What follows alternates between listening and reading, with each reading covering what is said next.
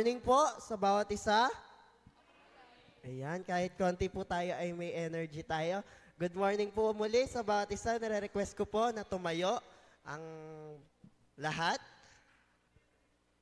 para po sa ating pasimula. Ating pong basahin ang ating call to worship. Awit 29. Sabay-sabay po tayo. 1, 2, 3, go. Purihin ninyo si Yahweh, mga nilikha sa kalangitan. Kilalanin ang kanyang lakas at kanyang kaluwalhatian. Purihin ang kanyang maluwalhating pangalan, sambahin si Yahweh sa banal na kaayusan. Tinig ni Yahweh naririnig sa ibabaw ng dagat. Ang dakilang Diyos ay nagpapakidlat, umaalingaw-ngaw at naririnig ng lahat. Tinig ni Yahweh makapangyarihan at punong-puno ng kadakilaan. Maging mga punong sedar ng Lebanon, sa tinig ni Yahweh mawawasak ang mga iyon. Parang guyang pinalulundag niya ang mga bundok ng Lebanon. Parang torong pinalulukso niya ang bundok Hermon. Dahil sa tinig ni Yahweh, kidlat ay gumuguhi. Kapag siya'y nagsalita, disyerto'y nayayanig. Inuuga niya pati ang ilang mga ng Kades. Sa tinig ni Yahweh, mga usay napapaanak at nakakalbo pati ang mga gubat. Lahat ng nasa templo'y sumisigaw, ang Diyos ay papurihan. Si Yahweh nagahari sa mga kalaliman, nakaupo sa trono bilang hari kailanman. Si Yahweh ang nagbibigay lakas sa kanyang bayan at pinagpapala sila ng mapayapang buhay. Salamat po sa pagbasa ng kanyang salita. Tayo po ay yumuko at tayo po ay manalangin. Aming Diyos amang nasa langit, maraming salamat po sa panibagong buhay na pinagkaloob niyo po sa bawat isa, Panginoon. Salamat sa pag-iingat, sa proteksyon na patuloy niyong pinagkakaloob sa bawat isa, sa biyaya na kahit hindi namin deserve, Panginoon, ay binibigay niyo po sa amin. Patawarin niyo po kami sa mga kasalanan na gawa po namin, Panginoon. Sa isip, sa salita at sa gawa, Panginoon. Ngayon po ay humingi kami ng kapatawaran, Panginoon. Salamat dahil tunay nga na dakila kayo sa buhay ng bawat isa, Panginoon. At lahat po ng mangyayari, magaganap ngayong umagang ito ay kayo po ang mapapurihan, Panginoon. Sa inyo po namin binabalik ang mataas na papuri at pasalamat sa pangalan ni Jesus. Amen. Tayo po ay umawit sa Panginoon na pangungunahan po ng praise and worship team. Good morning po sa lahat. Kumusta naman po kayo? Ay, parang hindi mabuti ah. Kumusta naman po kayo? Mabuti. Salamat sa Panginoon. At bago tayo magsimula,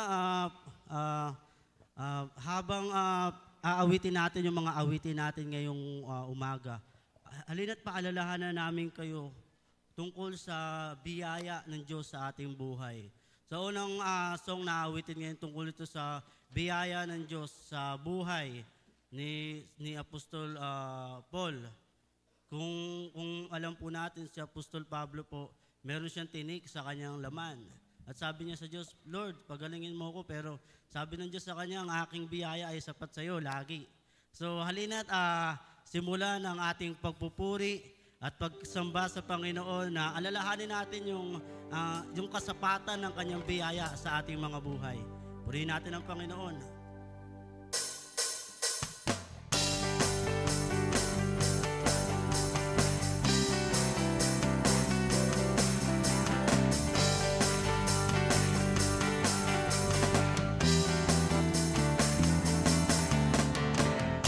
Great is your faithfulness, O God.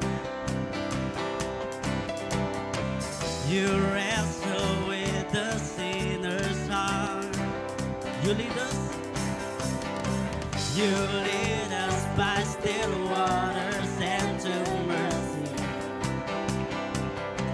And nothing can keep us apart. So remember.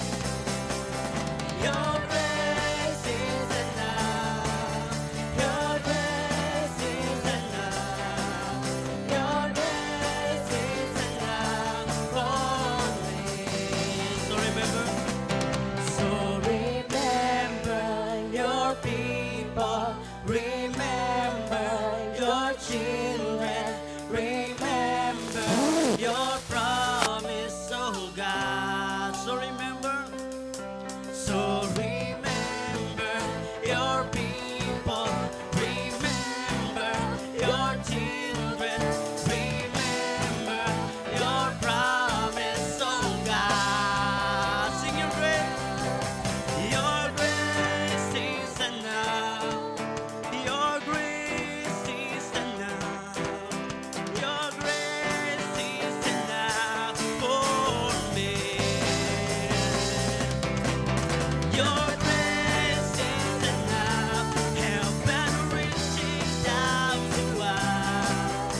Your grace is enough for me. God, I see your grace is enough. I'm covered in your love. Your grace is enough for me. For me.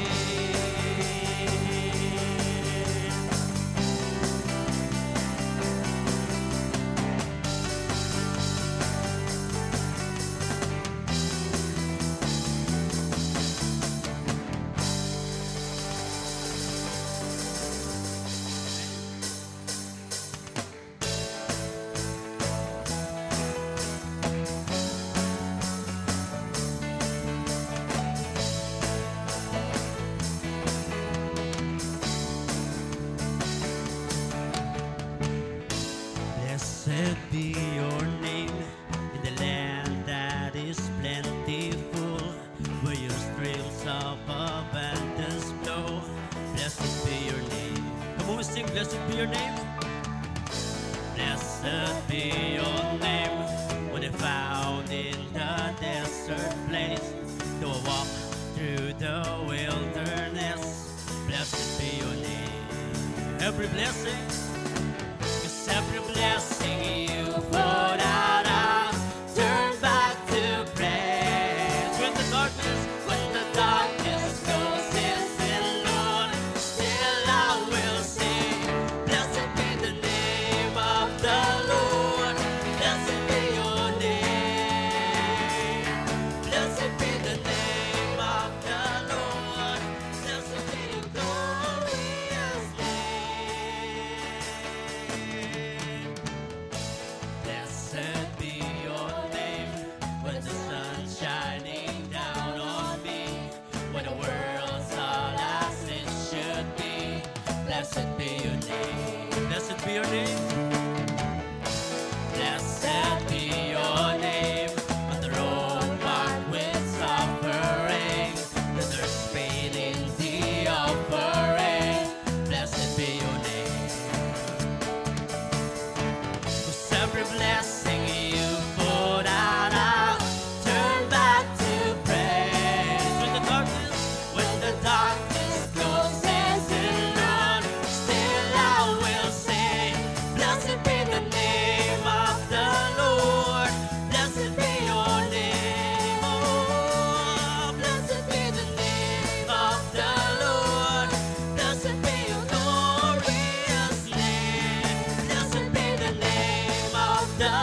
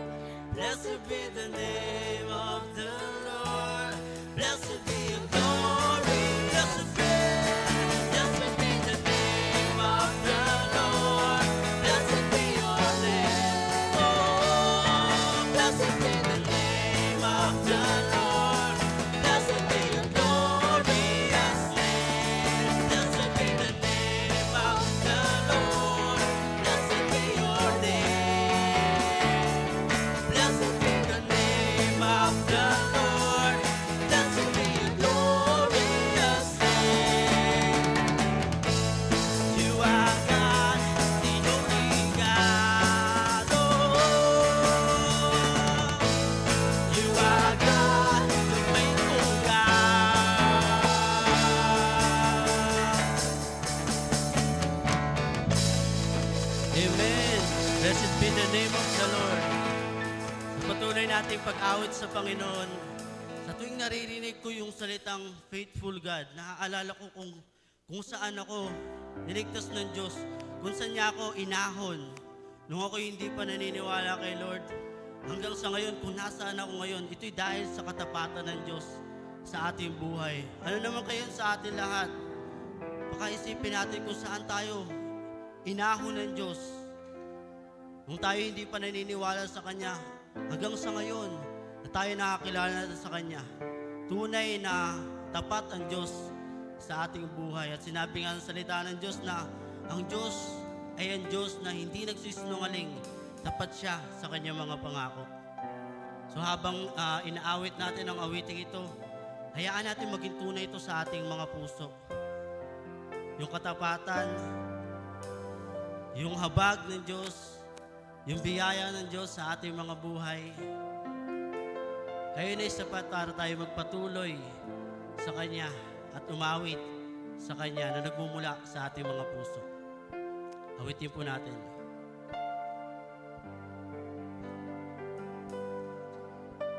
Sadyang kay buti ng aking Panginoon, magtatapat sa habang panahon, maging sa kabila ng aking pagkukulang, biyaya niya'y patuloy na laan. Katulad ng pagsinag ng gintong araw, patuloy siyang nagbibigay tanglaw. Kaya't sa puso ko't damdamin, katapatan niya'y aking pupurihin. Buti natin yung dakilang. O Diyos, sapat kang ang tunay, magmula pa sa ugat ng aming lahi. Mundo'y magunaw man, maasahan kang lagi, maging hanggang wakas nitong buhay.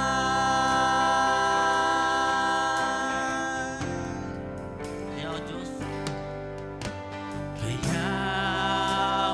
Diyos, ika'y aking pupurihin. Sa buong mundo'y aking awitin. Dakilang iyong katapatan, dakila ang iyong katapatan. Pag-ibig mo'y walang hanggan. Dakila ka, O Diyos, tapat kang ang tunay, magmula pa sa ugat ng aming lahi. Mundo'y magunaw man, maaasahan kang lagi, maging hanggang wakas nitong buhay. Dakila ka, O Diyos, sa habang panahon, katapatan mo'y matibay na sandigan. Sa bawat bigati, tagumpay man ay naroon. Daluyan ang pag-asa kung kailan hinahon. Pag-ibig mong alay sa amin noon hanggang ngayon. Dakila ka, dakila ka, dakila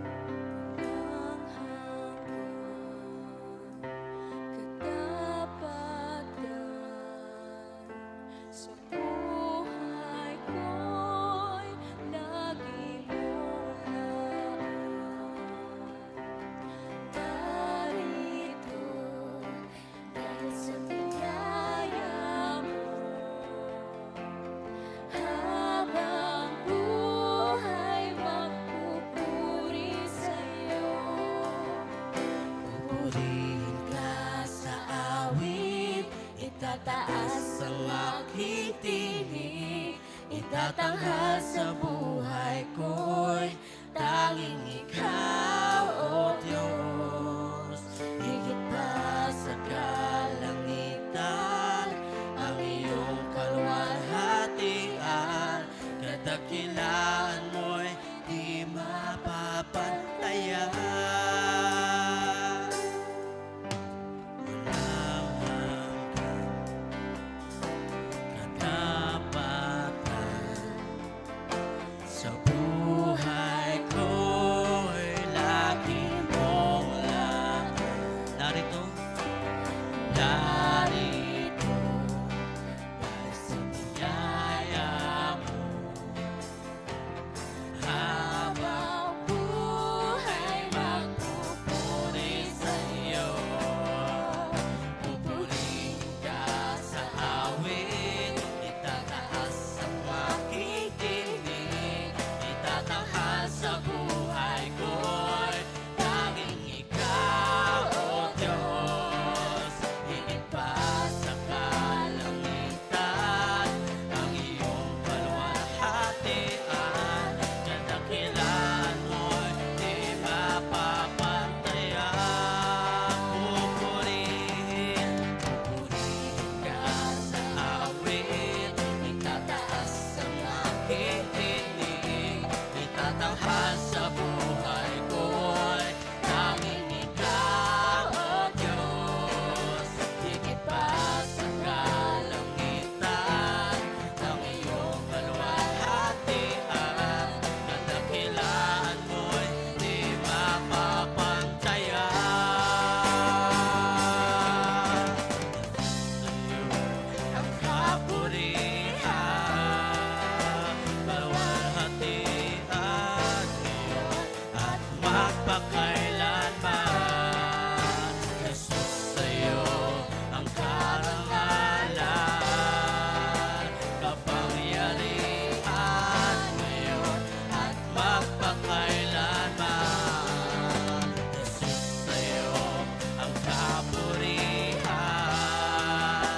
kaluwalhatian ngayon at magpakailanman. Jesus, sa'yo ang karangalan,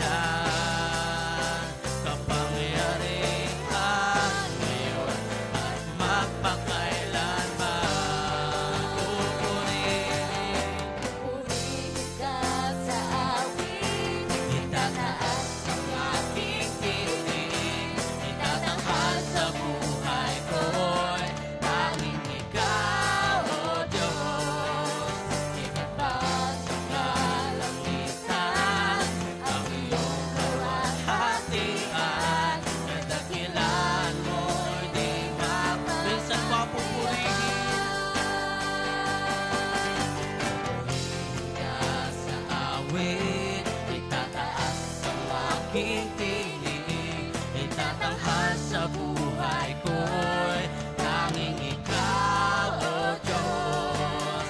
Higit pa sa kalangitan, ang iyong kaluwalhatian, kadakilaan mo'y di mapapantayan.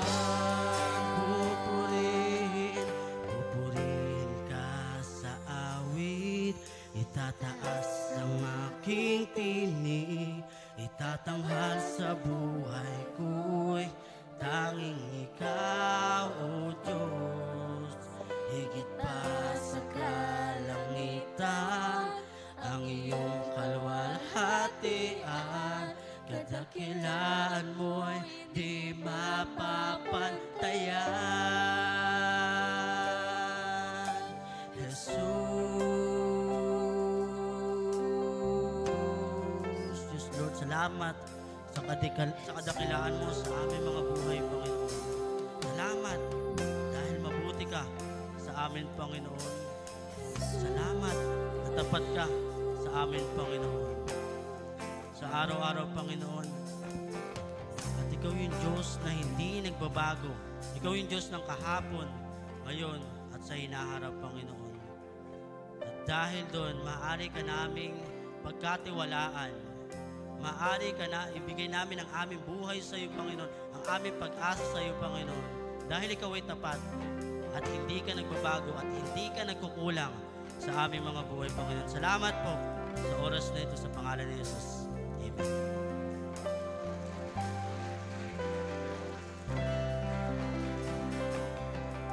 Mari na po tayong makaupo.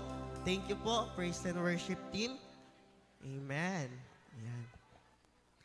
Ngayon naman po, makakarinig po tayo ng isang song presentation po na dadalhin po sa atin ni Sister Herminia, Sister Ann, and Life Group po. Na may title, You Are My Refuge.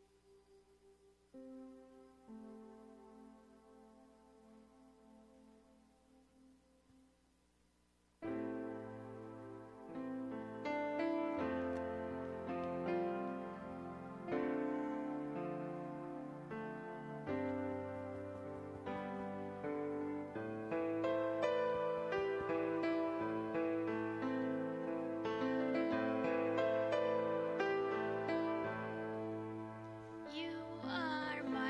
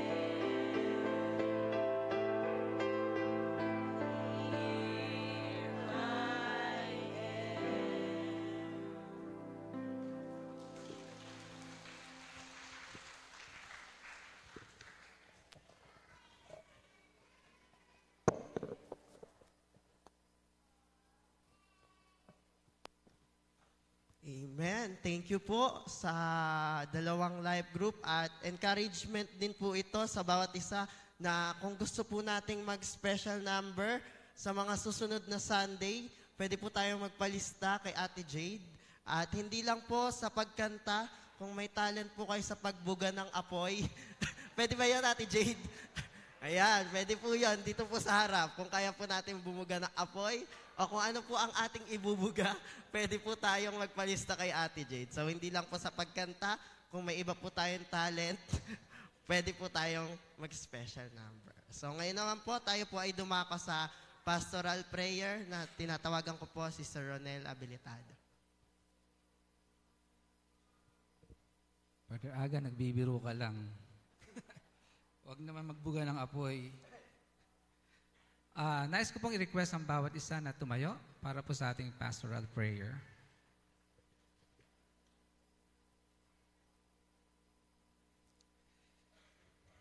Aming Diyos, Ikaw ay mabuti.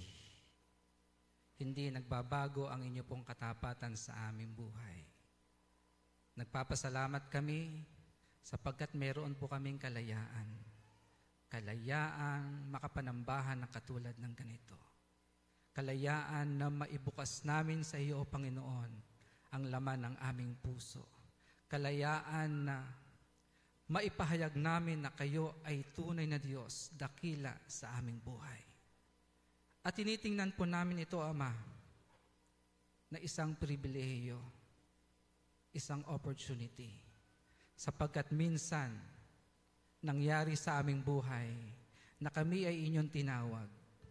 Tinawag mula sa magulong mundong ito. Tinawag upang dalhin mo sa inyo pong kaharian. Kaya't naririto kami. Ang bawat sa amin ay nag-uukol ng oras, panahon, lakas upang ikaw ay aming paglingkuran. Ang lahat ng ito ay ipinagpapasalamat namin sa iyo. Maraming salamat po sa inyo pong pag-iingat sa bawat isa. Maraming salamat po sa katugunan ng panalangin.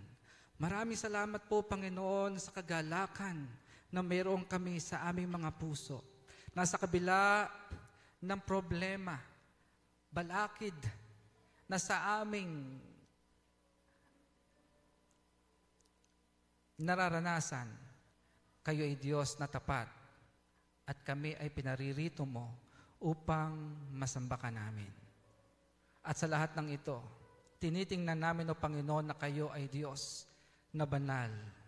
Kung kaya't sa amin pong paglapit, ang nais mo ay yung pusong banal. Kung kaya't humihingi kami, O Panginoon, ng kapatawaran mula sa mga kasalanang aming nagagawa, mula sa isip o salita, naging laman ng aming mga puso. Ang lahat ng ito, O Diyos, ay sa inyo namin ipinagkakatiwala. Patawarin mo kami. Tulungan niyo po ang bawat sa amin na lumakad ng mayroong kabanalan.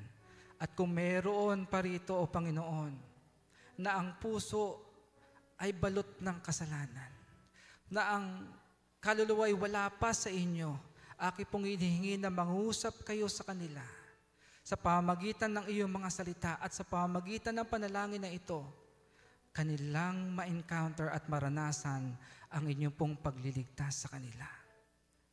Sapagkat ang nais mo ay sa pamamagitan ng buhay na matuwid, ay magawa namin kayo ay madakila sa aming buhay. Punuin mo ang aming buhay, ang aming puso ng pagpapala, hindi lamang ng pagpapala ng kaligtasan, kung hindi pagpapalang nag-uumapaw na kayo lagi ang siyang aming hinahanap sa bawat araw. Aki pong dinudulog sa iyo, Ama, ang iglesyang ito, ang bawat isa na nire-represent ng bawat pamilya na naririto. Salamat sapagkat mayroong isa sa bawat pamilya na nagkaloob at nagtiwala ng kanilang buhay. Tulungan niyo po kami na maging ilaw din ng aming pamilya upang silang lahat ay makaranas din at makatagpo ng kaligtasan. Tulungan niyo kami, O Panginoon, na makapamuhay ng may kabanalan at makita sa aming mga sarili, sa aming buhay, na kayo ay tunay na Diyos na na pagtagumpayan na ang kasalanan sa aming buhay. Aking pong hinihingi at patuloy nilalapit sa iyo ang aming mga pastor, ang nangangalaga, O Panginoon, sa aming buhay espiritual.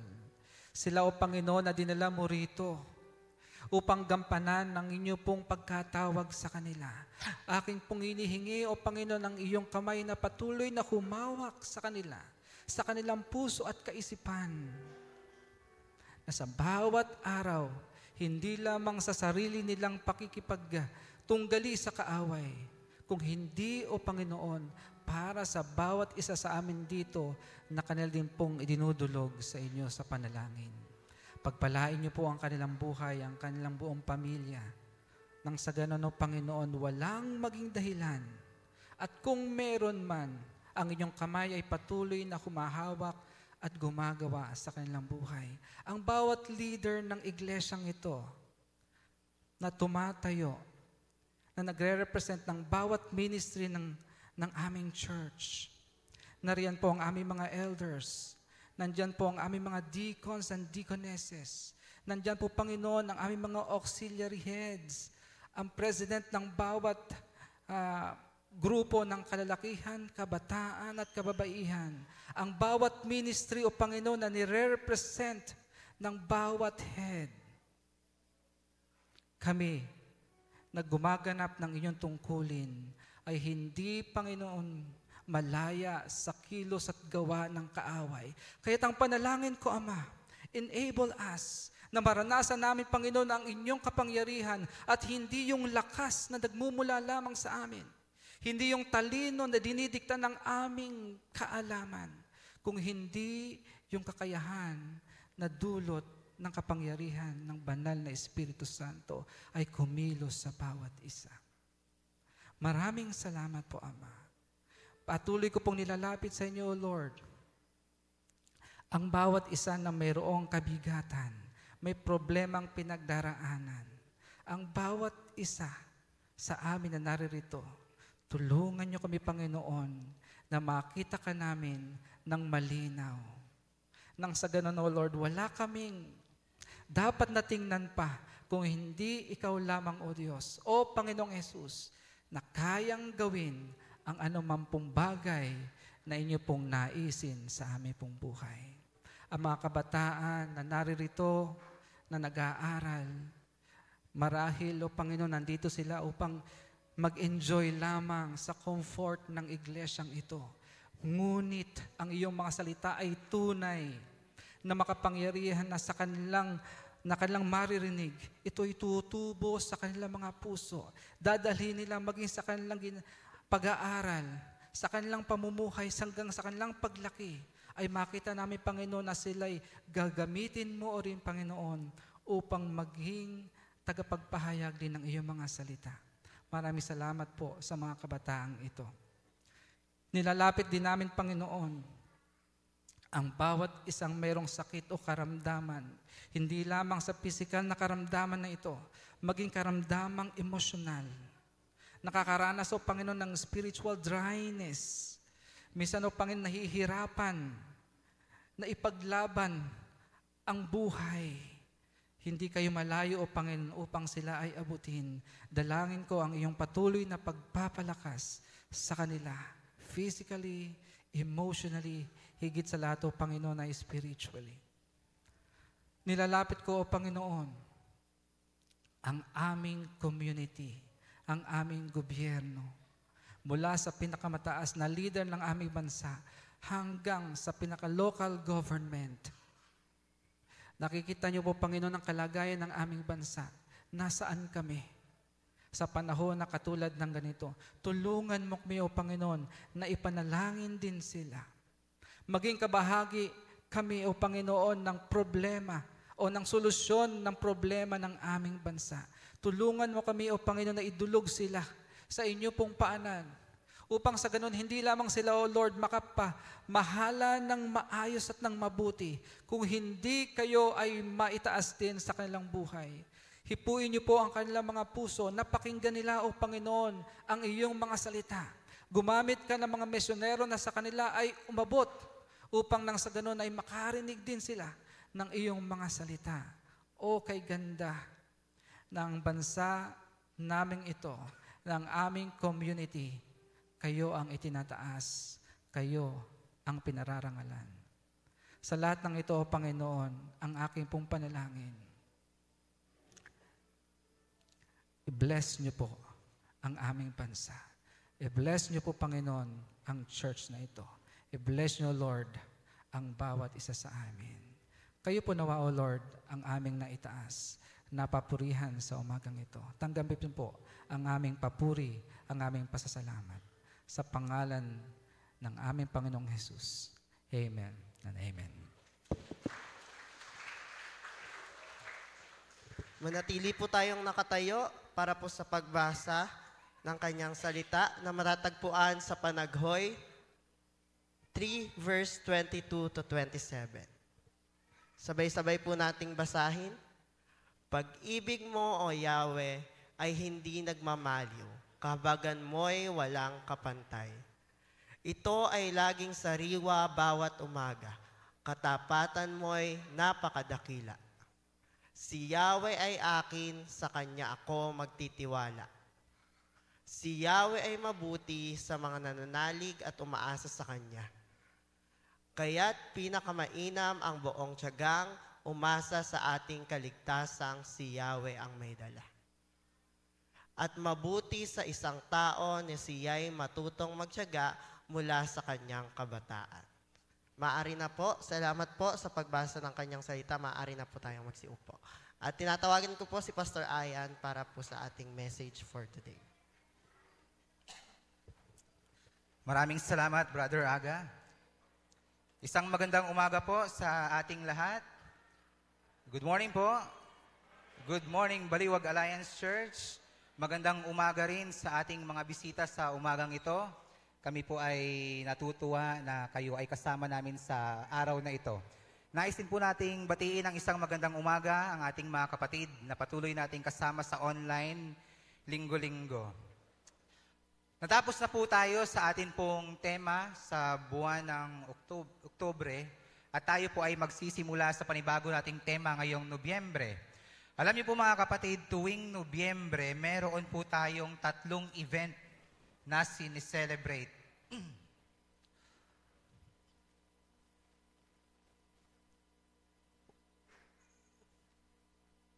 Una, yung Undas. Maraming Pilipino po ang nagsiselebrate ng Undas kung saan maraming tao ang pumupunta sa sementeryo para kumuha ng mga naiwang pagkain. Joke lang, hindi po yan. Para po bisitahin ang atin pong mga yumaong mga kapatid. Alam niyo po, kaya po pala napakalungkot ng Undas kasi kapag binaliktad po pala natin yung salitang Undas, talagang nakakalungkot po talaga siya. Diba ang sad, no? Ang sad. So anyway, yan po yung unang sineselebrate tuwing Nobyembre. Pangalawa, maraming tao din ang nahuhumaling at nagsiselebrate din ng Halloween. Kung saan ito po ay pagdiriwang, according sa tradition, ito po ay pagdiriwang ng mga patay at ng evil spirit. Tayo po bilang mga Kristiyano, hindi po tayo nagsiselebrate ng Halloween dahil hindi katulad ng Halloween na nagsiselebrate ng kamatayan, tayong mga Kristiyano, ang sineselebrate po natin ay ang buhay. Kaya nga po tuwing Nobyembre, ito po yung panahon kung saan mayroon po tayong tinatawag na Thanksgiving. At sa pamamagitan po ng Thanksgiving, nagpapasalamat po tayo sa kabutihan at katapatan ng Diyos sa ating buhay. Ngayong Nobyembre, ang ating pong tema ay Faithful God, kung saan tayo ay nagpapasalamat dahil ang ating pinaniniwalaang Diyos ay Diyos na tapat. And speaking of Thanksgiving, nais ko po itong simulan sa tanong na, anong bagay ang nais mong ipagpasalamat sa Panginoon? Tayo po muna ay yumuko at tayo po ay manalangin. Panginoon, nais po namin ipagpasalamat ang araw na ito dahil naniniwala po kami, hindi nagkataon lang na kami ay nandito ngayon. Nais po namin ipagpasalamat dahil alam namin na meron po kayong nais ipaabot sa buhay ng bawat isa sa araw na ito. Naway buksan niyo po ang aming isipan upang lubos naming maunawaan ang inyong mga salita. At gayon din buksan niyo po ang aming puso upang aming tanggapin anuman ang aming marinig. Masakit man ito o comforting sa aming mga sarili. Kayo po ang mapapurihan sa umagang ito. Ito po ang aming pasasalamat sa pangalan ng aming Panginoong Jesus. Amen. Nais ko pong balikan ang tanong, anong bagay ang nais mong ipagpasalamat sa Panginoon? Alam niyo po, madalas kapag pinag-uusapan natin ang salitang Thanksgiving, madalas na ipinagpapasalamat po natin ay yung mga bagay na dumarating sa ating buhay. Mga bagay na mabuti, mga bagay na comforting, mga material na bagay na magaganda. Maraming salamat sa Panginoon sa trabaho. Maraming salamat sa Panginoon sa maayos na negosyo. Maraming salamat sa Panginoon dahil meron akong magandang bahay. Meron akong bagong sasakyan. Maraming salamat sa Panginoon dahil meron akong asawang mabait at tahimik lang. Amen? Hindi maka-amen ang men. Maraming salamat sa Diyos sa mga biyayang araw-araw kong natatanggap. Pero alam niyo mga kapatid, bukod po sa mga material na bagay o mga pagpapalang natatanggap natin, meron po tayong higit na dapat ipagpasalamat sa Panginoon. Bakit? Dahil, kunyari lang, what if mga kapatid, what if God saves but limited? Paano kung ang kaligtasan ng Diyos na pinagkakaloob sa atin ay limited in numbers?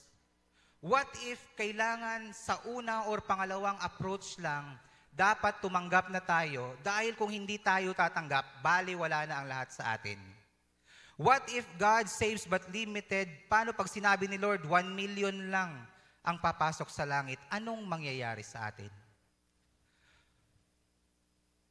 What if God is good but not all the time?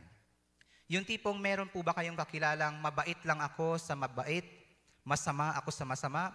What if ganon si Lord?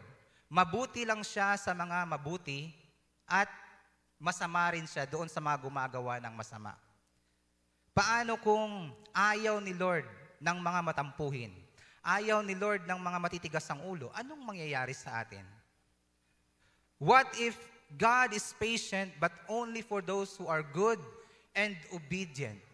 Paano kung ang pasensya ni Lord ay limited lang para sa mga taong sumusunod at mga taong mababait?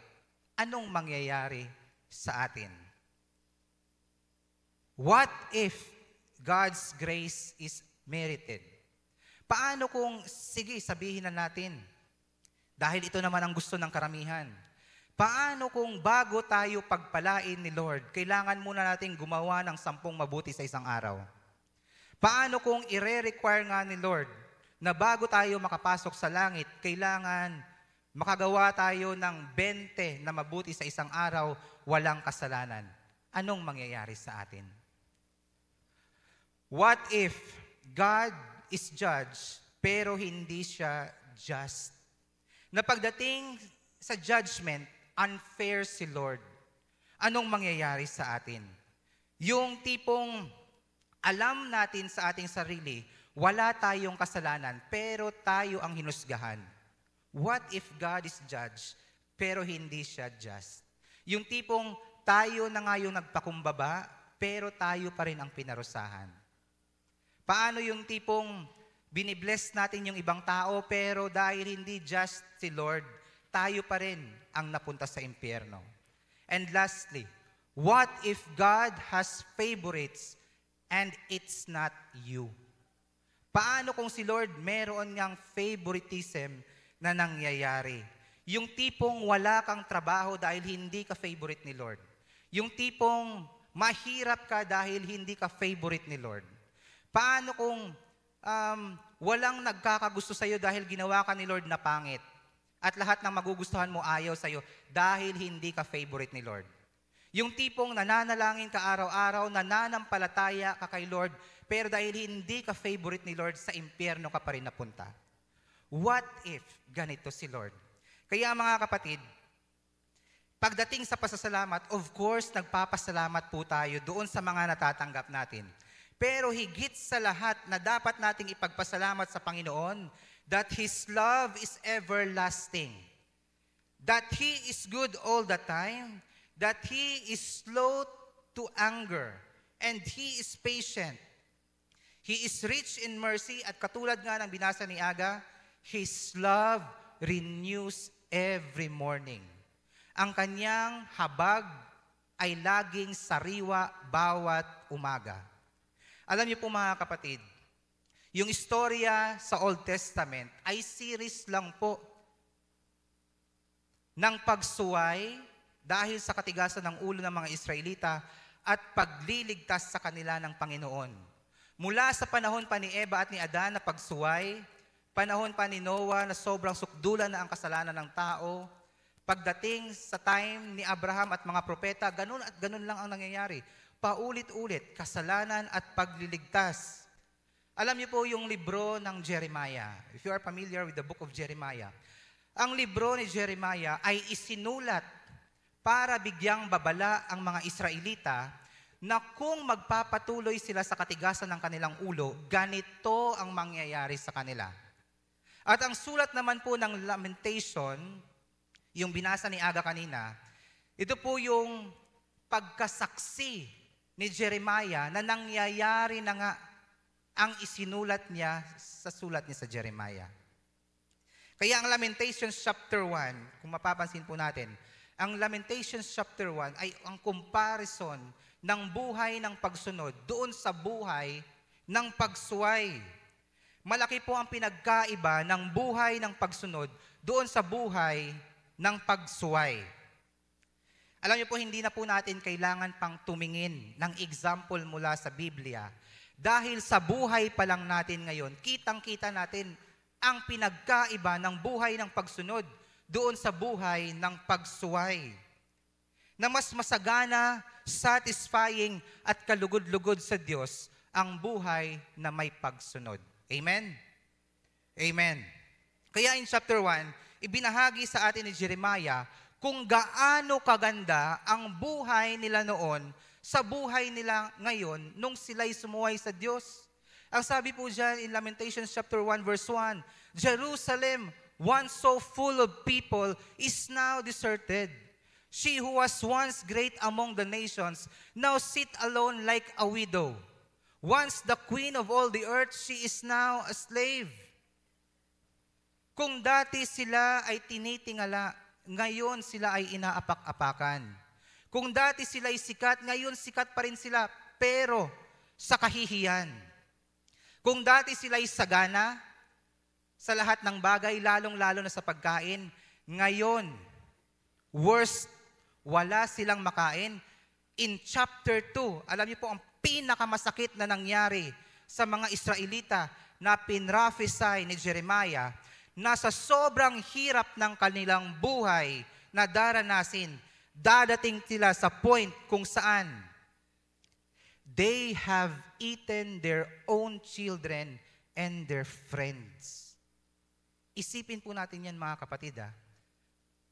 Kakainin mo ang iyong anak at ang inyong kaibigan. Imagine how hard it is. Sobrang sakit po yan sa kanila. Dumating na po ba tayo sa punto ng buhay natin kung saan ginagawa na lang natin ang isang bagay na kahit wala ng kasiyahan para lang makasurvive? Bunga po yan ng disobedience.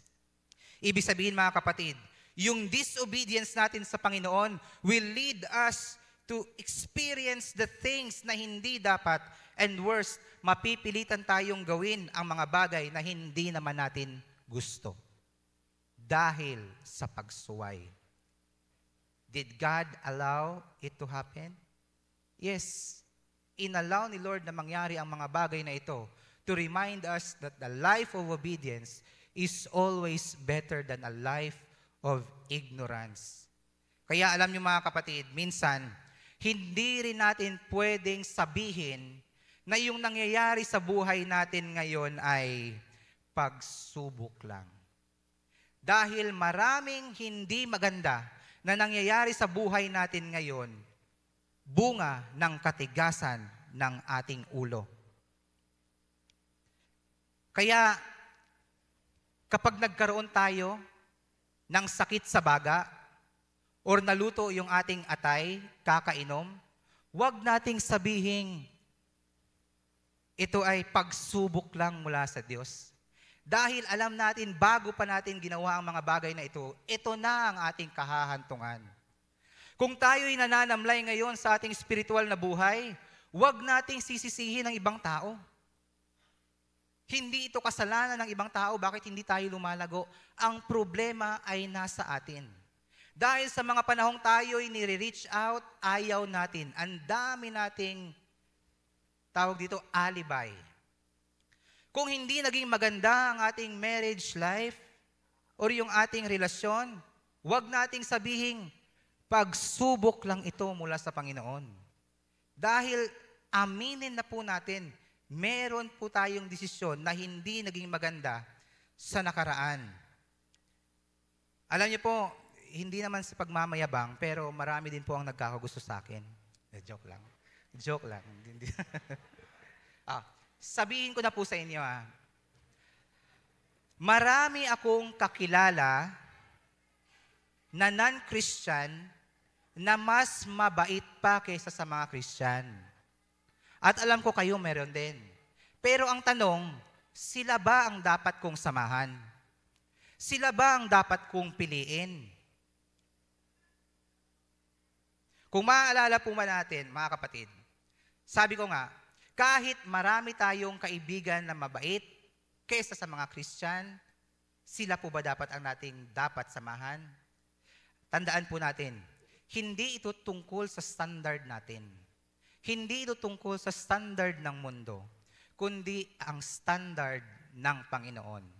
Kung maaalala po natin si Haring Saul, ang sabi ng Diyos kay Haring Saul, huwag kang kukuha ng mga bagay na hindi ko naman pinag-uutos sa iyo. Anong ginawa ni Haring Saul? Kinuha pa din niya. Bakit? Kasi maganda. Ito'y magandang ialay sa Panginoon. Ang tanong, aanhin natin yung maganda kung hindi ito ang nais ng Diyos?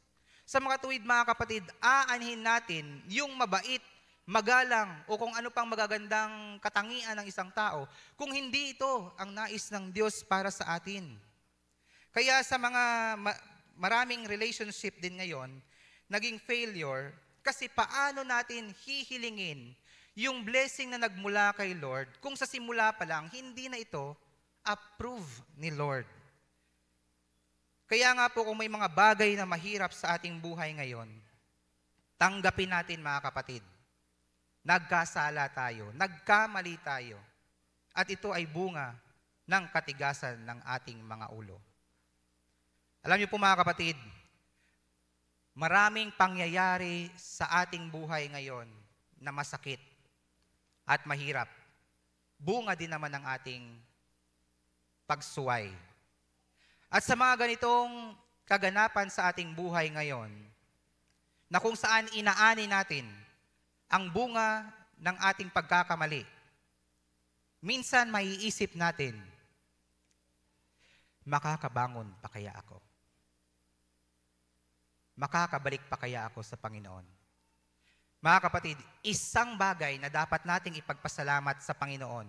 Dahil in chapter 2, kahit naghihinagpis si Jeremiah sa sinapit ng kanyang mga kapatid na Israelita, gayon pa man ipinapakita sa atin ni Jeremiah na kung ang tao nag-fail, it doesn't mean that he is a failure. Na kung ang tao nagkamali, hindi ibig sabihin noon na hindi siya mahal ng Diyos at hindi na siya tutulungan ng Diyos na makabangon pang muli. Dahil nga po, katulad ng sabi sa kasabihan, habang may buhay hindi kayo makasagot. May pag-asa, kaka-TikTok nyo yan eh. Habang may buhay, meron talagang pag-asa, mga kapatid.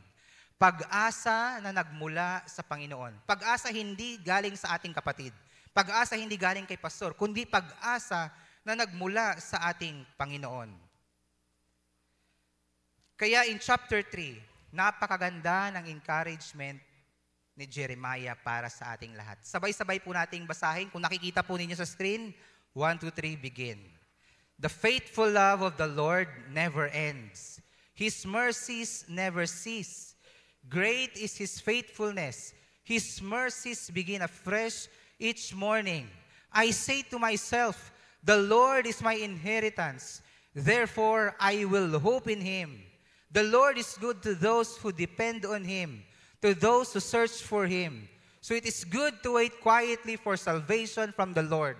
And it is good for people to submit at an early age to the yoke of His discipline. Ang mga salita pong ito ni Jeremiah ay nagpapaalala sa atin, mga kapatid, that despite of our obedience, despite of our ignorance, yung mga pagkakamali, mga panahong pakiramdam natin hindi na tayo makakabangon dahil sa ating pagsuway or nawawalan tayo ng pag-asa, tandaan natin ang sinabi ni Jeremiah, great is God's faithfulness. His steadfast love never ceases, and His mercies are renewed every morning. Merong pag-asa bawat umaga.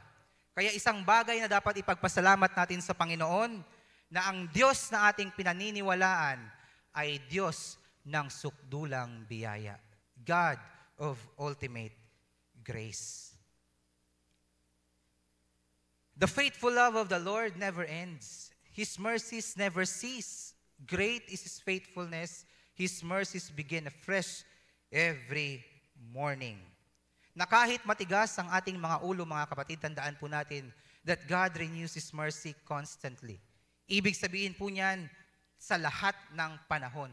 Hindi siya literal na bawat umaga. Sa lahat ng panahon. Sinabi po kasi dyan, every morning, but it doesn't mean bukas pa magre-renew ang mercy ni Lord.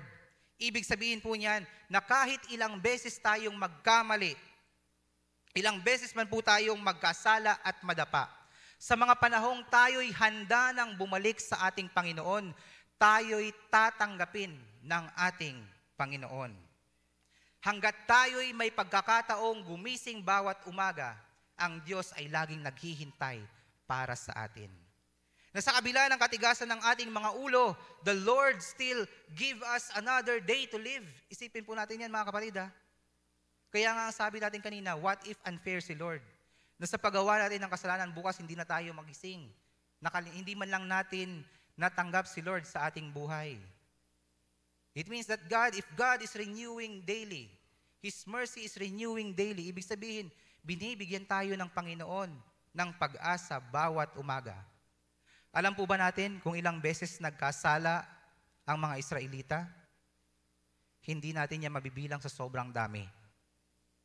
Alam po ba natin kung gaano tayo kadaming beses na nakagawa ng kasalanan sa Panginoon?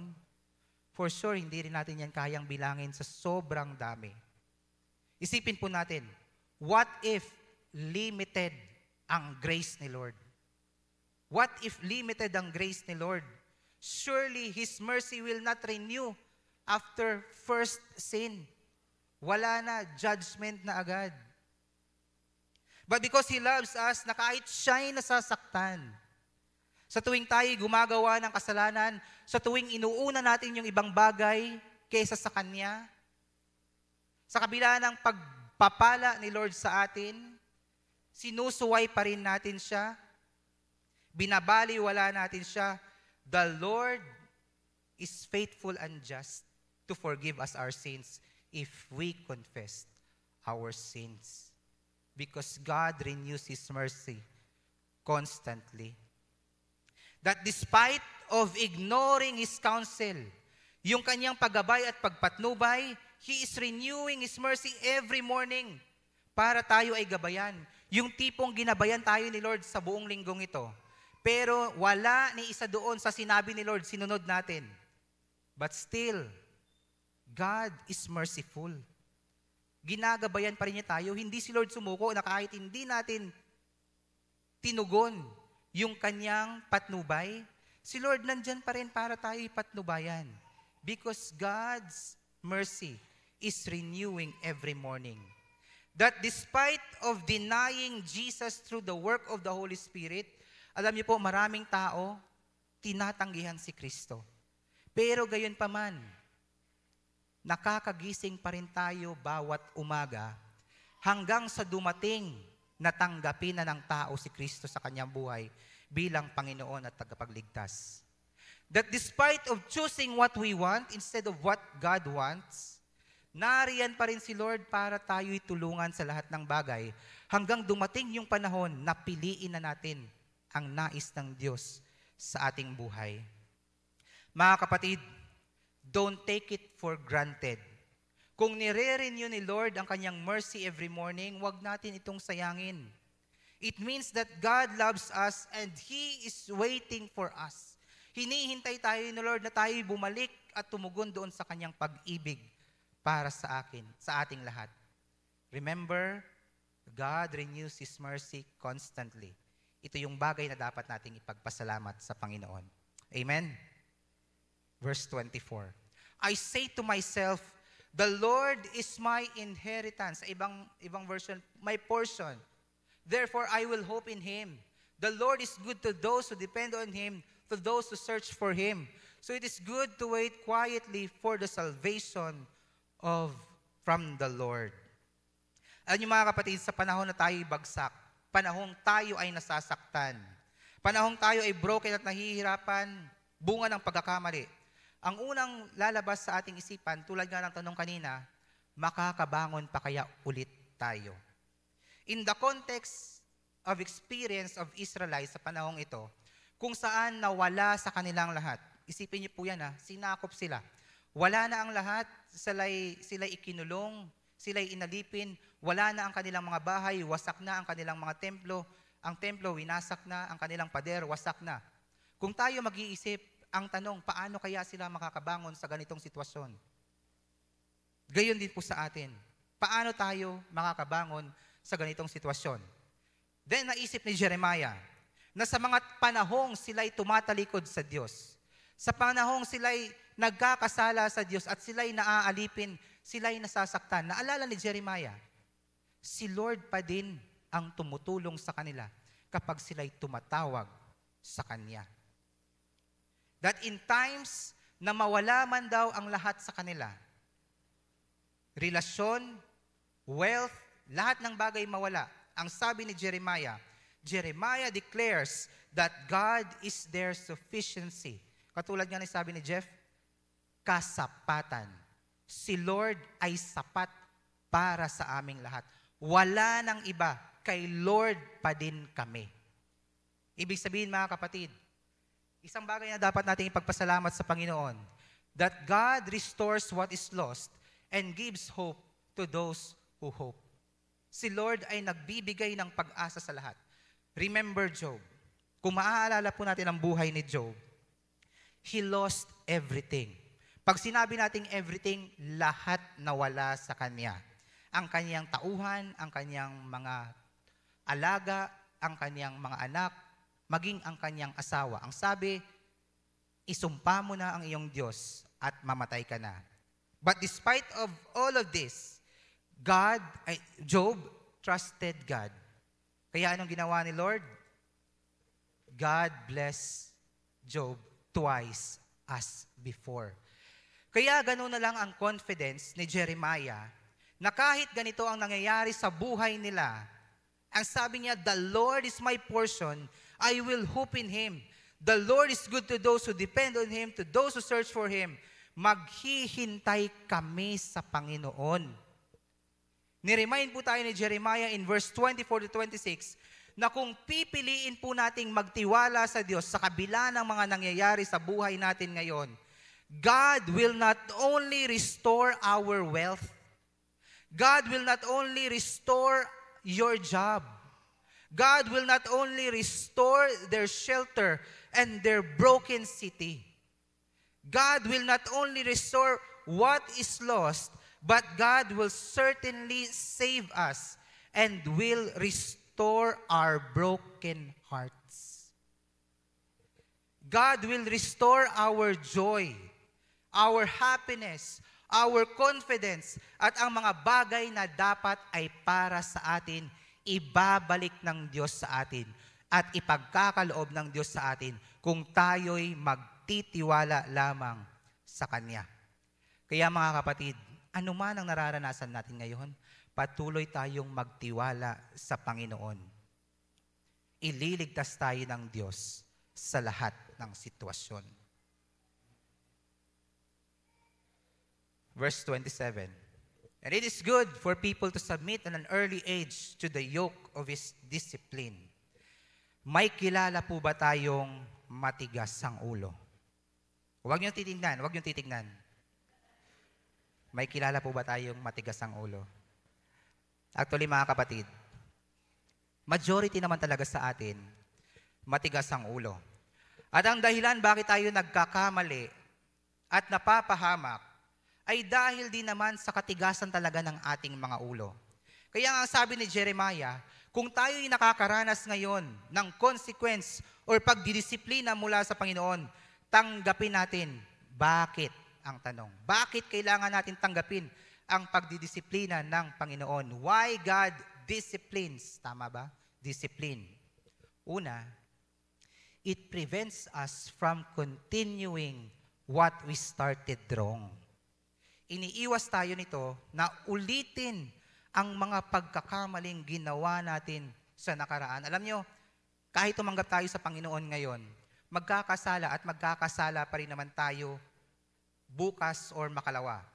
Pero merong magandang na idudulot sa atin ang pagdidisiplina ng Panginoon. Dahil sa pamamagitan ng pagdidisiplina, nakikita natin yung dahilan para hindi na ito maulit.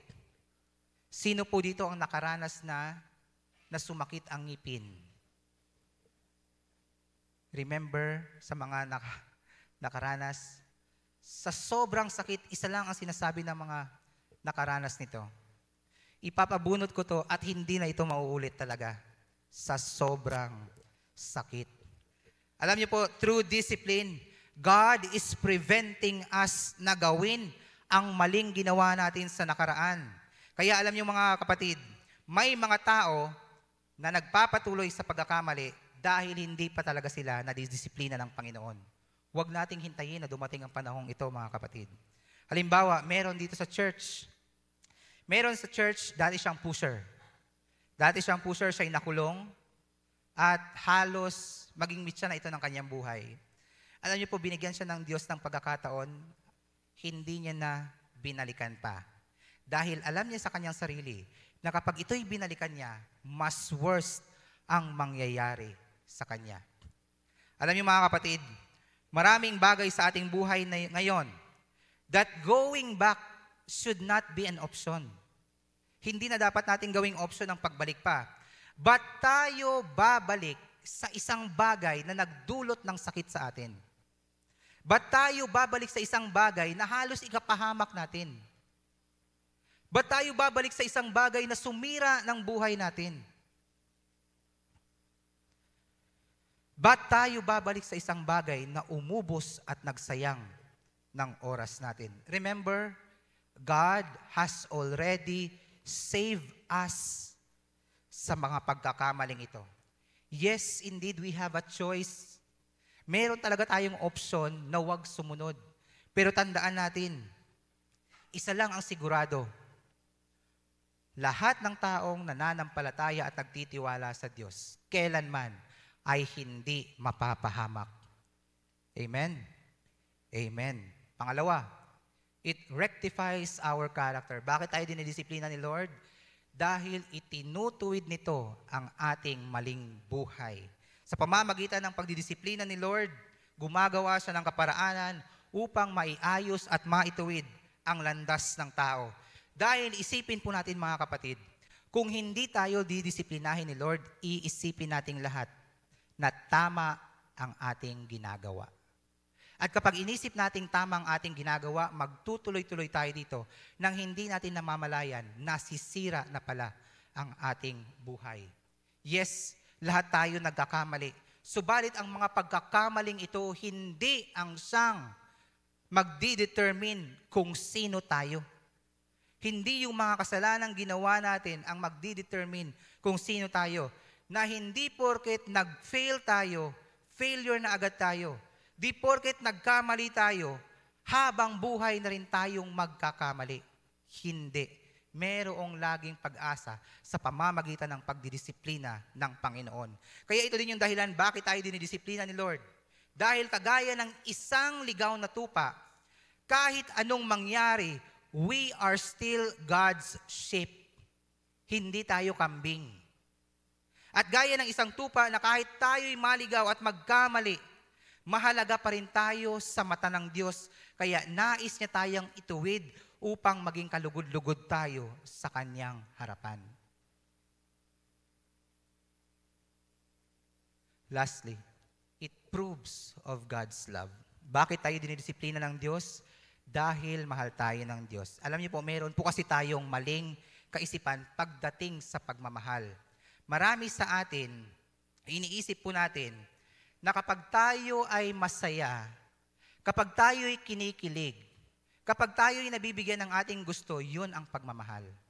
Na kapag tayo ay sinasaway sa ating mga maling gawain, hindi tayo mahal. Mali, mga kapatid. Dahil sa pamamagitan ng pagdidisiplina, ipinapakita sa atin ang totoong pagmamahal. Maraming pagkakataon, hindi natin na-appreciate ang pagdidisiplina dahil masakit or nasasaktan tayo or nahihirapan tayo, pero tandaan natin na dahil sa pagpapalo at pagdidisiplina, maraming tao ang lumago. Tandaan natin na sa pamamagitan ng pagdidisiplina, marami dito ngayon ang naging maayos ang buhay. Marami dito ang naging doktor. Marami dito ang naging teacher, naging businessman. Marami ang naging successful dahil sa pagdidisiplina. Na sa pamamagitan ng pagdidisiplina, marami dito ang naging magalang. Na dahil sa pagdidisiplina, marami dito ang maraming natutunan sa buhay. Kaway-kaway yung mga pinanganak ng 2,000 pababa, lalo na yung mga lolo't lola natin, na dahil sa pagdidisiplina, naging matuwid ang kanilang mga buhay. Dahil sa pagdidisiplina, maraming tao ang naialis sa maling bagay at sitwasyon, nailigtas at iyak na kapahamakan at panghabang buhay na pagsisisi. Lahat yan, hindi dahil sa comfort, kundi dahil sa pagdidisiplina. Alam niyo, maganda yung sinabi niya sa verse 31. Mahabagin si Yahweh at hindi niya tayo itatakwil habang panahon. Bagaman siya ay nagpaparusa, hindi naman nawawala ang kanyang pag-ibig. Hindi niya ikatutuwang tayo'y saktan o pahirapan. Tandaan natin mga kapatid, isang bagay na dapat nating ipagpasalamat na kahit tayo'y matampuhin, kahit matigas ang ating ulo, that God implements discipline, preventing us from failing. Tayo'y dinidisiplina ng Diyos upang tayo'y hindi mapahamak. Ito yung nakitang malagang bagay ni Jeremiah. Sabi niya, ito ang kagandahan kay Yahweh, na patuloy siyang nagdidisiplina, hindi para tayo'y saktan, kundi para tayo'y ituwid ang ating landas at maiayos ang ating mga buhay. Kaya siya na mismo ang gumagawa ng paraan upang makita natin ang kanyang dakilang pag-ibig para sa atin.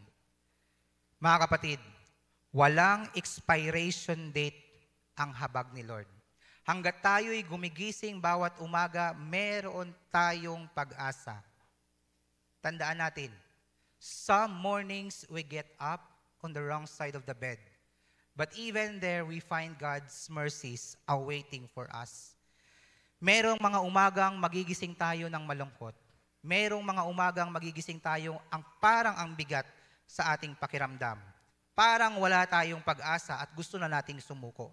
Tandaan po natin, magpasalamat po tayo dahil hanggat tayo'y gumigising, merong laging pag-asang naghihintay sa atin na magmula sa ating Diyos. Dahil ang kanyang biyaya ay sukdulan. Tayong lahat ay yumuko at tayo po yung manalangin. Panginoon, nais po namin ipagpasalamat ang araw na ito. Maraming salamat sa inyo pong patuloy na pagre-remind sa amin na dahil sa inyong sukdulang biyaya, ang bawat umaga, ang inyong biyaya bawat umaga ay laging bago upang kami ay hintayin na kami ay bumalik sa inyo. Kayo po ang mapapurihan sa umagang ito. Ito po ang aming pasasalamat sa pangalan ng aming Panginoong Jesus. Amen.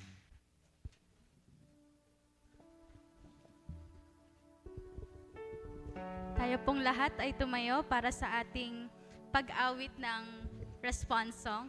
So, ang response song po natin is Psalm 34. Ito po ang magiging response song for the whole month of November. So, atin pong awitin ang Psalm 34.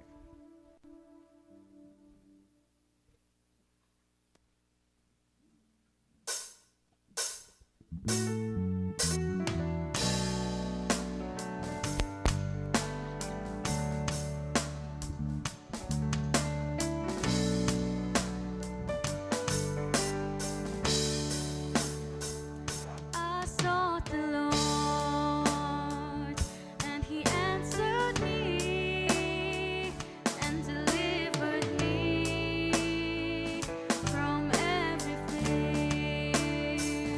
Those who look on Him are radiant. They'll never be ashamed. They'll never be ashamed. Magnify the Lord with me. Come exalt His name together.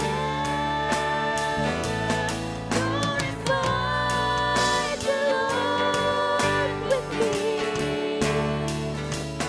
Come exalt His name forever. This poor man cried, and the Lord heard me and saved me from my enemies. The Son of God surround His saints. He will deliver them. He will deliver them. Magnify the Lord with me.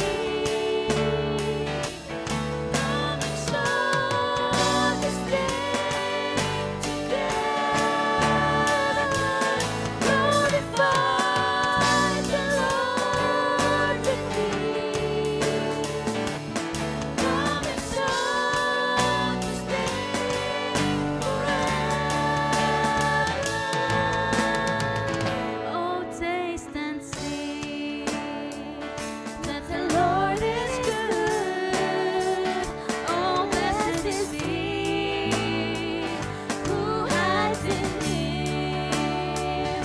Oh, fear the Lord, all you saints. He'll give you everything. He'll give you everything. Magnify the Lord with me. Come exalt His name together. Glorify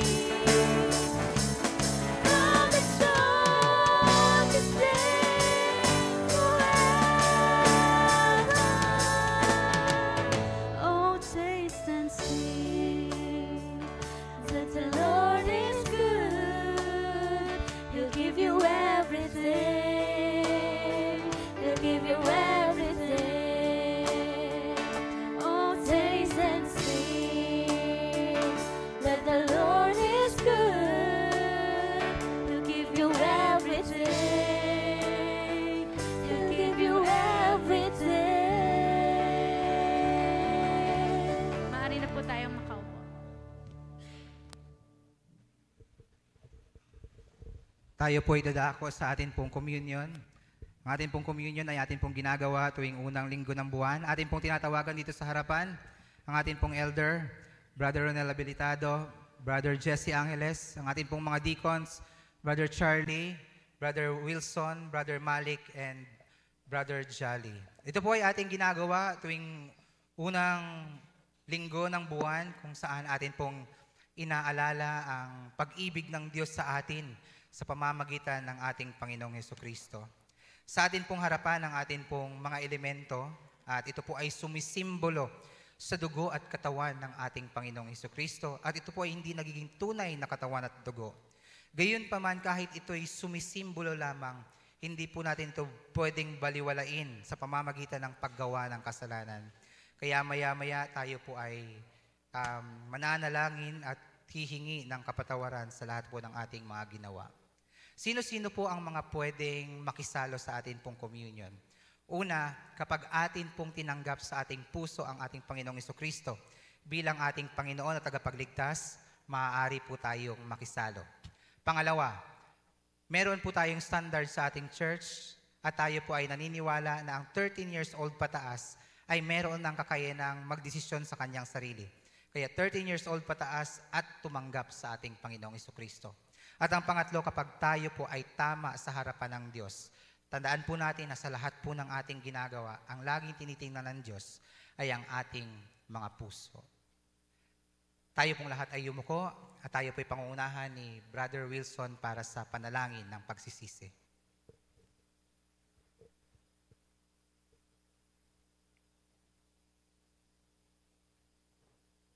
O dakilang Diyos na makapangyarihan, na may lalang ng sanlibutan. Malapit po kami ngayon sa inyong harapan, Panginoon. Alam po namin, O Diyos, na kami hindi karapat-dapat, na kami po ay isang makasalanan, na patuloy po na nagkakasala, Panginoon. Ngunit po sa inyong habag, sa inyo pong pag-ibig sa amin, kami po ay inyong ginagawang karapat-dapat. Patawarin niyo po kami, O Diyos, sa bawat araw na nagdaraan, na kami po ay nakagagawa ng mga hindi karapat-dapat, ng mga hindi po nakalulugod sa inyong harapan. Sa mga salita po na aming nabibigkas, na nakakasakit po sa aming kapwa. Patawarin niyo po kami, O Diyos, sa mga bagay po na aming nagagawa, na kami po ay patuloy na nagkakasala sa mata po na aming nakikita. Alam po namin, O Diyos, na kami patuloy na nakagagawa ng kasalanan. Sa oras po ito, O Diyos, nihiling po namin ang inyong habag, na inyong pong pag-ibig, na kami po ay linisin sa mga hindi maganda na amin nagagawa. Alam po namin, O Diyos, na kami isang maruming basahan lamang sa inyong harapan. Pero dahil po sa inyong pag-ibig sa amin, kayo po ay nandyan. Patuloy po kami pinapatawad sa mga maling ito, O Diyos. Sa pagtanggap po namin, Panginoon, sa mga elementong ito, nawa po, O Diyos, kami gawin ninyo pong karapat-dapat na amin po itong tanggapin, O Diyos, na kami po ay makalakad po ng may kabanalan sa bawat araw na darating. Ito po ang aming dalangin sa pangalan ni Jesus. Amen. Ang Panginoong Hesukristo, kasama ang mga disipulo, nung gabi siya ay pagkanulo. Siya ay dumampot ng tinapay, kanyang pinagpasalamat at kanyang sinabi, ito ang aking katawan, iniaalay ko sa inyo. Sa lahat po ng nais na makisalo, hintayin na lamang po natin sa ating mga upuan at ito ay iaabot na lang sa atin ng ating mga deacons at elders.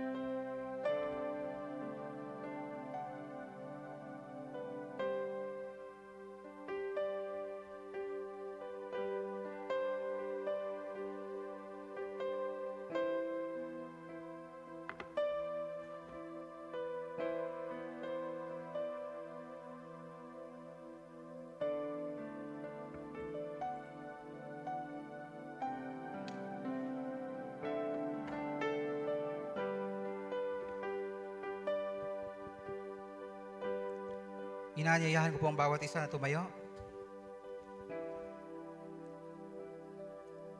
Ang Panginoong Jesucristo kasama ang mga disipulo. Nung gabi siya bago pinagkanulo, siya'y tumampot ng tinapay, kanyang pinagpasalamat at kanyang sinabi, "Ito ang aking katawan, iniaalay ko sa inyo." Sabay-sabay po tayong tumanggap.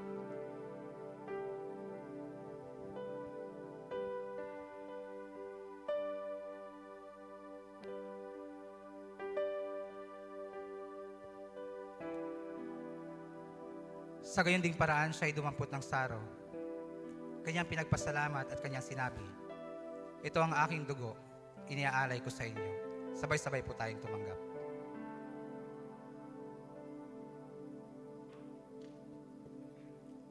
Nire-request ko po si Brother Charlie para sa panalangin ng pagpapasalamat.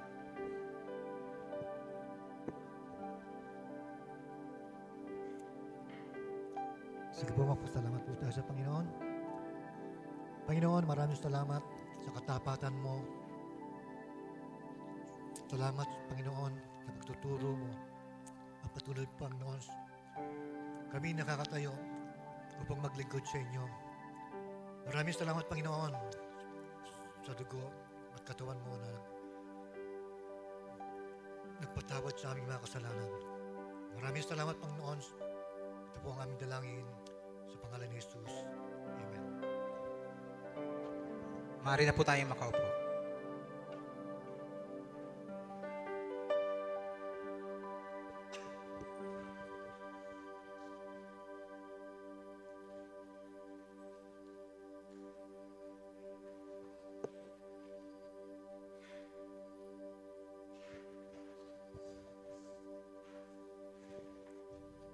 Ngayon naman po, dumako po tayo sa ating tithes and offering. At dahil po per Sunday po ngayon, meron po tayong benevolent offering na yung benevolent offering po ay makikita din po natin dito sa harap. At ayun po ay ginagamit po natin para makatulong sa mga kapatiran po nating may sakit or namatayan po.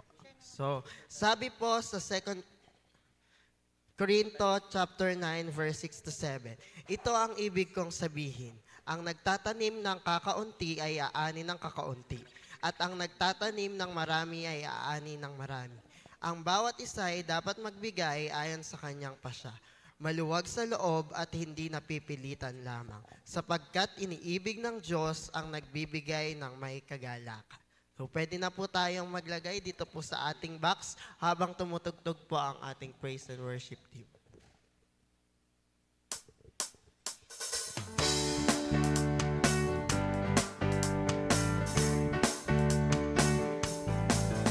Sinasabi sa salita ng Diyos, sigsiglig at umaapaw, ang siya ninyong mararanasan pag nagbigay, pag nagbigay. Magbigay ng may kagalakan, magbigay ng may pagmamahal, magbigay ng mula sa puso, kung anong iyong itinanim, siyang anihin. Magbigay ng may kagalakan, magbigay ng may pagmamahal, magbigay ng mula sa puso, kung anong iyong itinanim, siyang anihin. Kung ano ang iyong itinanim, siyang anihin. Kung ano ang iyong itinanim, siyang anihin. Nare-request po ang bawat isa na tumayo para po sa ating doxology.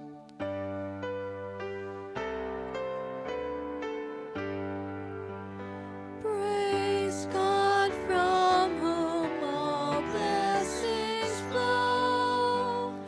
Praise Him, all creatures here below. Praise Him above the heavenly host. Praise Father.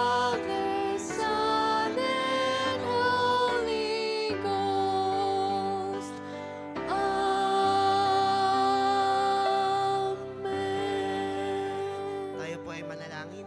Panginoon, maraming salamat po sa provision na patuloy niyong pinagkakaloob sa bawat isa, sa trabaho, sa business, Panginoon. At dalangin po namin na itong mga kaloob na ito ay magamit sa ikalalago pa ng inyong simbahan, Panginoon. Maraming salamat po, Panginoon. Ito po ang aming dalangin na may pasasalamat sa pangalan ni Jesus. Amen. Maaari na pong makaupo ang bawat isa. At dumako po tayo sa ating announcement. Today po, November 2, may attendance po tayo. Ang adult po ay 119. Ang kids po ay 30. Ang total po natin ngayon ay 149. Palakpakan po natin ang Panginoon. At ngayon din po ay may 6 po tayong bisita. 6. So, pag tinawag po ang inyong pangalan, nire-request po namin na kayo po ay tumayo para po ma-welcome po. Una po, si Gerald Ecas. Pangalawa po, si Revin Granada. Pangatlo po, si Joel Molera.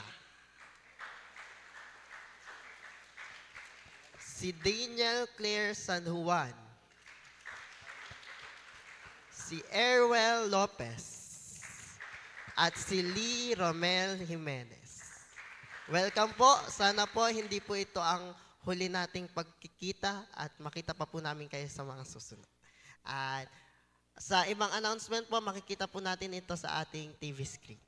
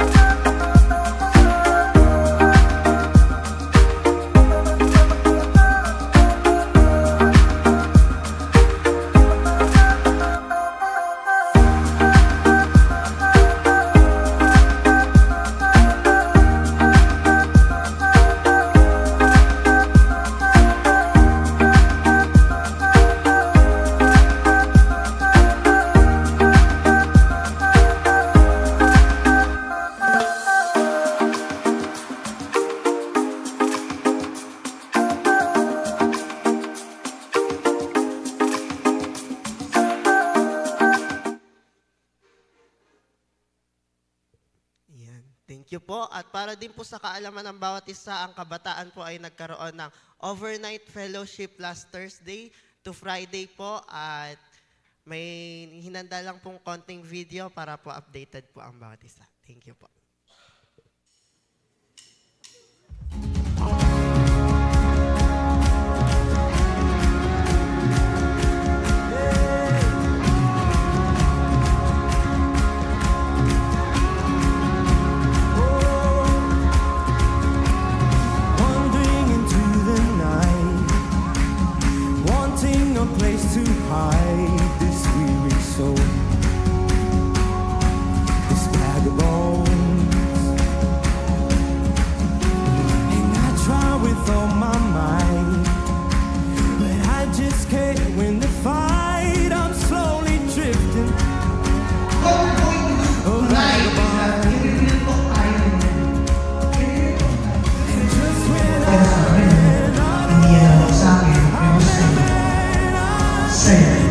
So yung real talk na gagawin ng Panginoon ay hindi lang tumatang sa puso, pero hinahalo pa yung isip.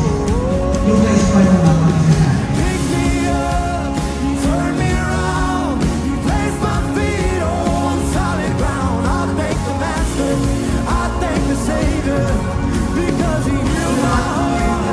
Change my name, forever free. I'm not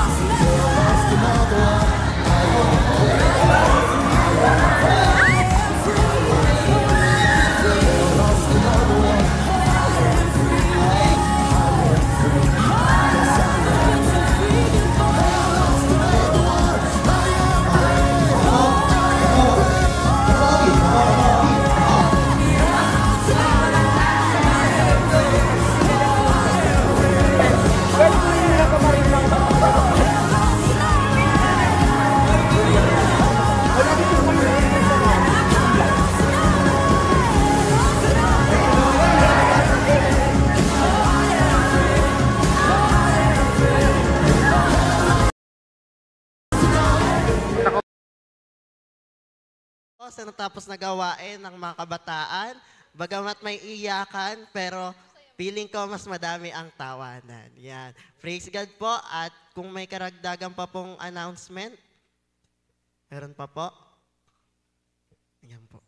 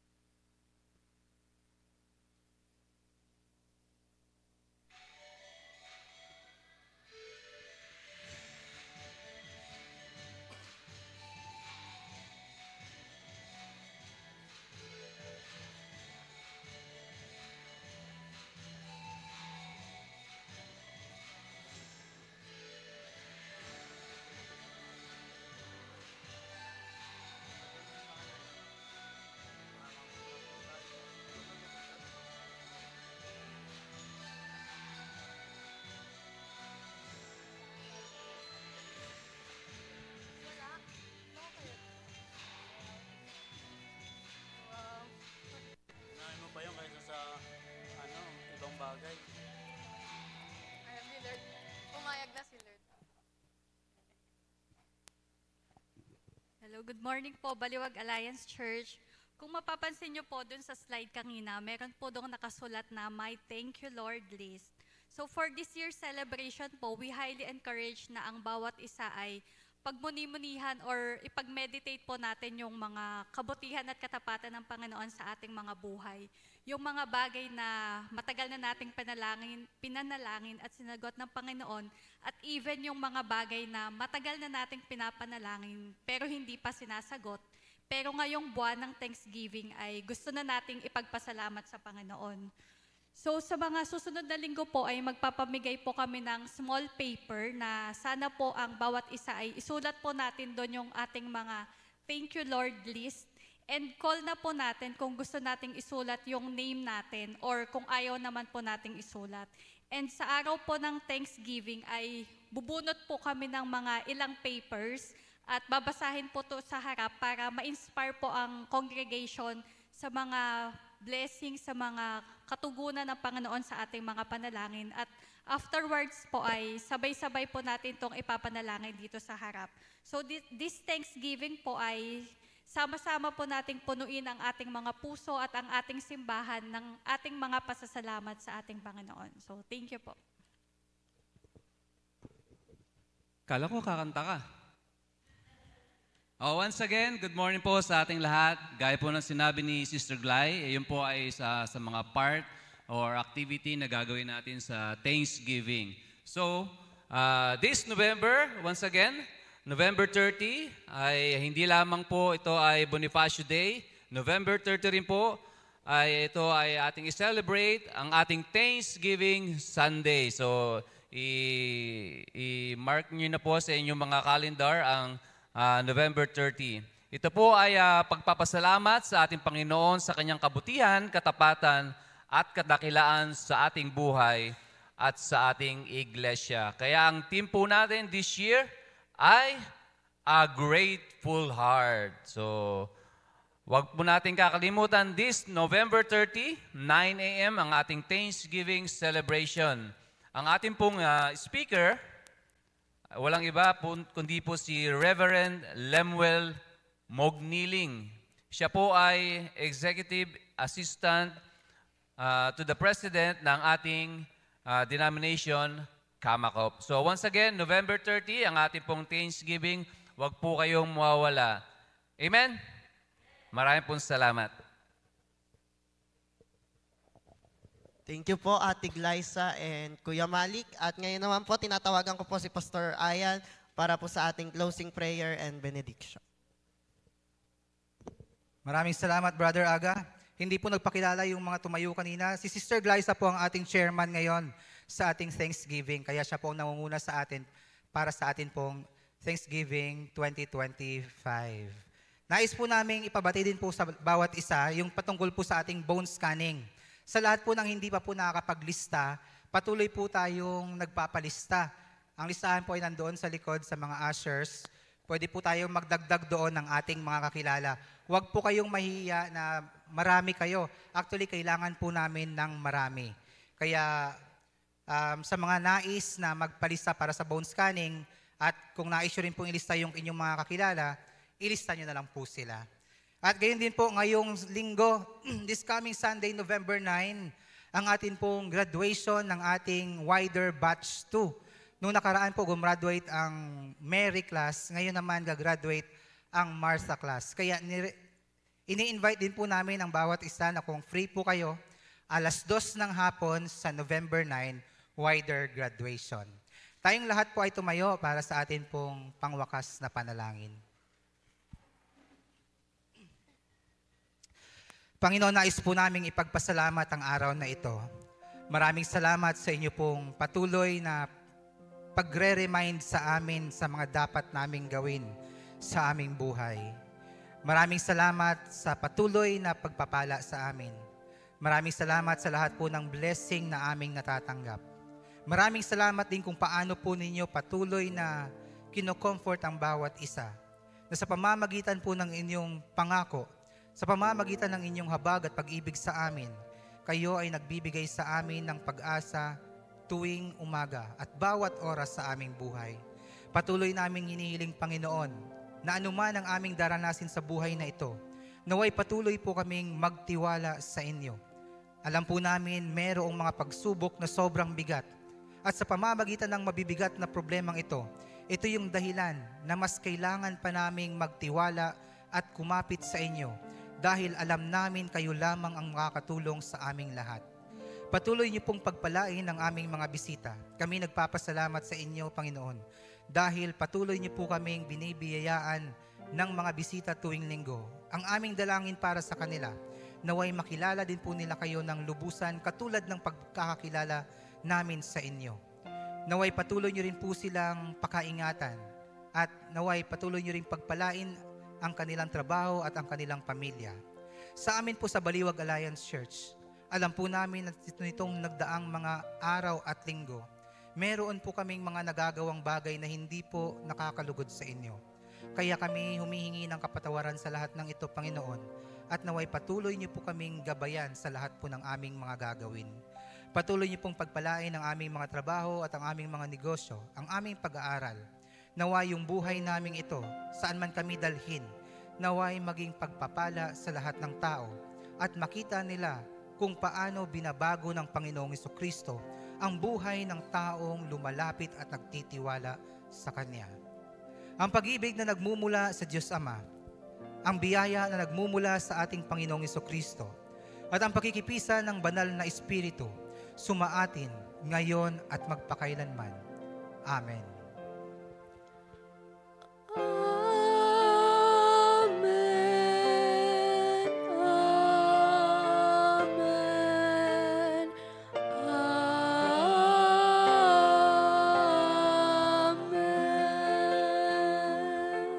Isang mapagpalang umaga po sa bawat isa.